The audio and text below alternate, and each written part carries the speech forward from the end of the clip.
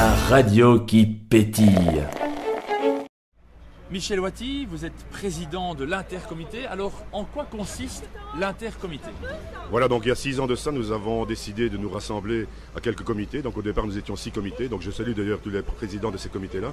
Et nous avons souhaité nous rencontrer pour un peu voir quel pouvait être l'intérêt de discuter ensemble et surtout améliorer l'organisation des carnavals.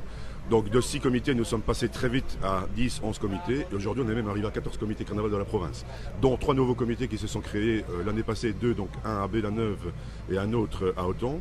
Et cette année-ci, il y a tout nouveau carnaval qui va être créé à Virton et on les attend la semaine prochaine d'ailleurs. Alors, quels sont les buts de cet intercomité?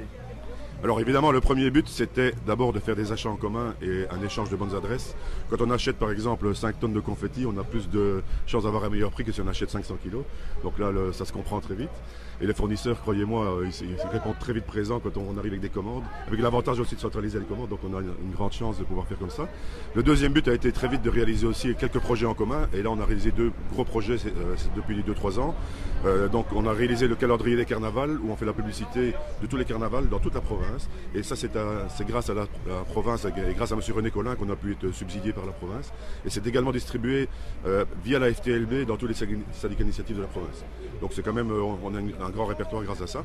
Donc la deuxième réalisation, c'est que cette année-ci, on a réalisé un pins pour remercier les bénévoles, parce que dans tous nos comités, on a de nombreux bénévoles qui travaillent dans l'ombre et on souhaitait les mettre à l'honneur.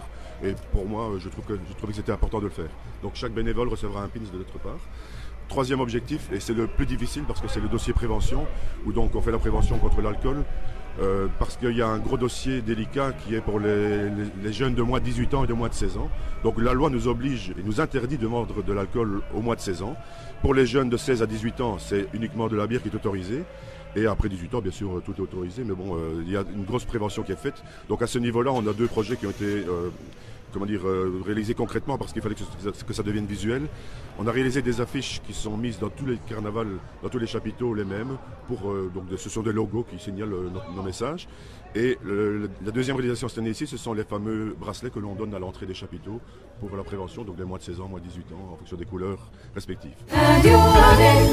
La radio qui pétille.